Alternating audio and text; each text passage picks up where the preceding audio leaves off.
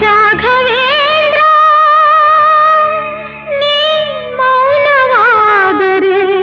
ನನ್ನ ಗತಿಯೇನು ನಿನ್ನ ಕರುಣೆಯ ಜ್ಯೋತಿ ಬಾಳ ಬೆಳಗುವ ತನಕ ಬಿಡೆನು ನಿನ್ನ ಪಾದ ಬಿಡೆನು ನಿನ್ನ ಪಾದ